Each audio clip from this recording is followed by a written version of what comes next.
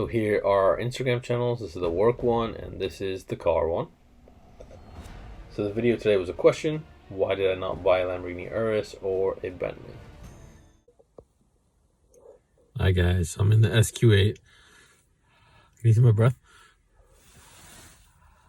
Maybe not. My camera was freezing cold. It's 30 outside right now, Fahrenheit. So I'm getting a lot of questions why I didn't get the Urus or why didn't I get a Bentley Bentayga. Honestly, I left it up to you guys what I got next. I had a lot of people suggest get an Audi SQ8. Some people said SQ7. They wanted to see it on the channel, and I've never had one. I honestly never heard of an SQ8. So I did it. I like it. Another reason I didn't get an Urus is it's a lot more expensive than this car. And then on top of that, I'm using this as a family car. So I'm gonna put dogs in the back. I've got kids, so kids are gonna trash the car. They're gonna eat in here sometimes, even though I'm not a big fan of that. Those might spill a drink. Who knows, right? Kids and toys are everywhere. They have dirty shoes. I'd feel bad about that Urus. And I'm gonna take it on family trips, and I'll show you in the video like what our roads are like here. They're pretty bad.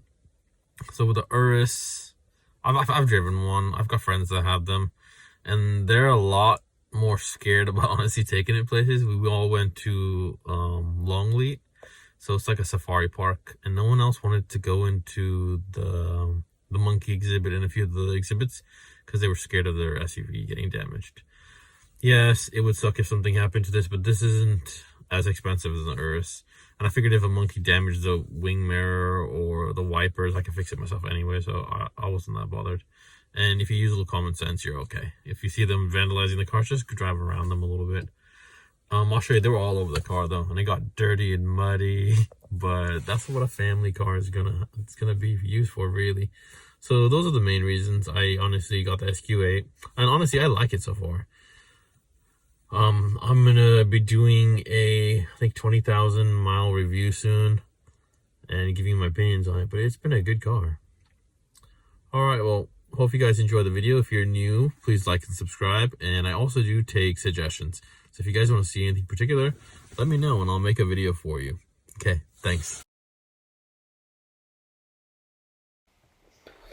So like I said, at the Longleat Safari Park, some of our friends didn't want to drive their vehicles through, which is fine. You can get on like a bus or a coach thing too. We wanted to drive our own car so you can make your own time and speed and see what you want to see.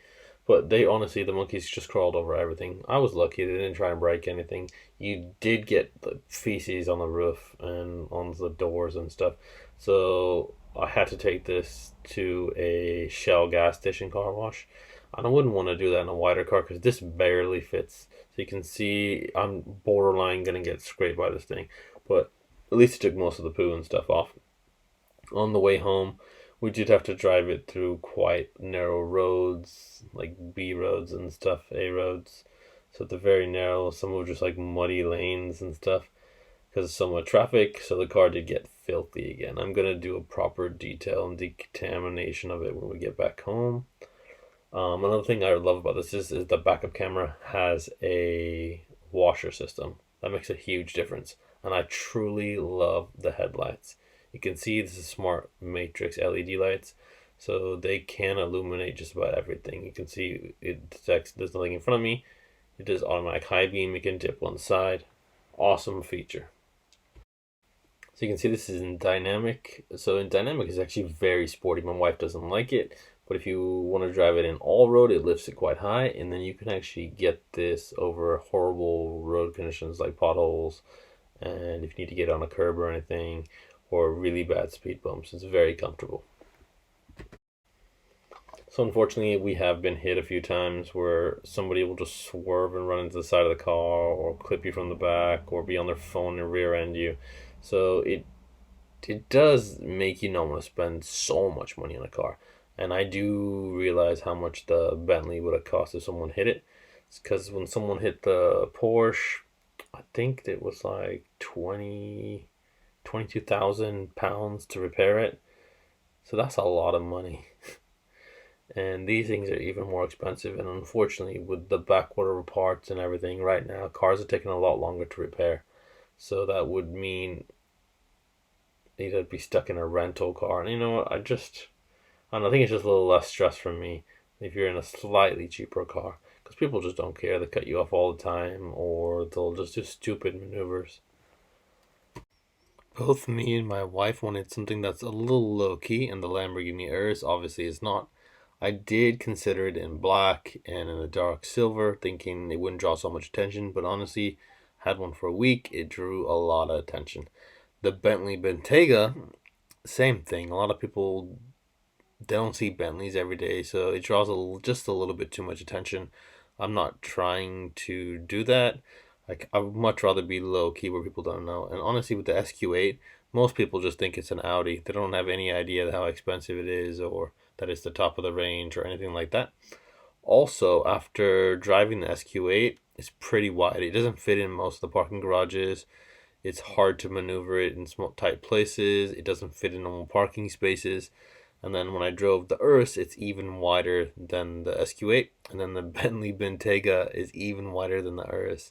So for day to day living with it and actually using it every day, honestly, it's just easier to be low key in the Audi. And as you can see with the roads I'm showing you and what it's like to drive around if you take the children to the hospital for doctor appointments or whatever, the roads are very tight and you have to weave in and out. And a wider car is going to make it worse. Somebody's going to end up tapping it. I just know it. Or they want to have insurance. It's just so much headache and stress having such an expensive car. And you can see this SQ8 really does get up and go and get out of his way pretty easily. And honestly, it's pretty good. So not only are the roads quite narrow sometimes, but there's also quite a lot of bad weather. So there is a bit of snow. Roads do flood quite regularly, which is unfortunate.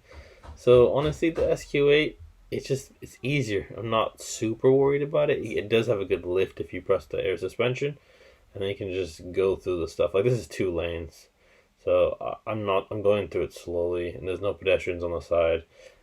It's just easy, honestly. I think in an Urus I'd be worried a little bit more. There might be debris in there. I might puncture a tire or something. But in this, the tires aren't even that expensive.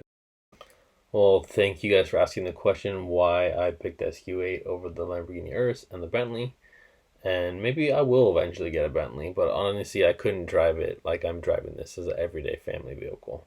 Thank you guys for watching. Please like and subscribe and submit your questions if you have any. Thank you.